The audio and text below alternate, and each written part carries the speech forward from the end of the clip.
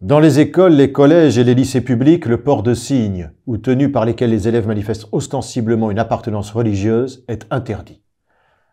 Tel est le premier article de la loi du 15 mars 2004 dont nous venons de marquer le 20e anniversaire, une loi en application du principe de laïcité et pour ainsi dire, une loi qui constitue un retour aux sources de la laïcité. Depuis 20 ans, cette loi est la cible de critiques et d'attaques nombreuses. Ses détracteurs affirment notamment qu'elle aurait subverti la nature de la loi du 9 décembre 1905 de séparation des Églises et de l'État dans un sens autoritaire. En réalité,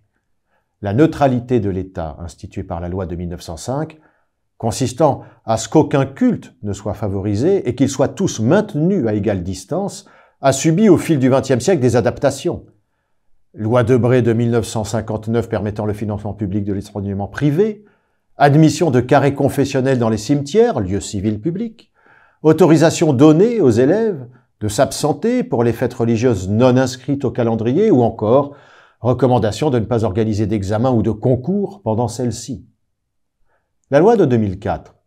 ne revient pas sur ces accommodements, mais elle sanctuarise l'école, face à un mouvement de revendication et d'affichage des identités religieuses qui émanent notamment de l'islam. En interdisant le port de signes ou de tenues manifestant une appartenance religieuse dans les établissements scolaires publics, l'État entend instaurer cette respiration laïque dont parle la philosophe Catherine Kinsler, par la distinction concrète des espaces dans lesquels évolue le jeune citoyen. Alors que la contestation de certains enseignements est en hausse, comme l'a déploré la ministre de l'Éducation nationale Nicole Belloubet,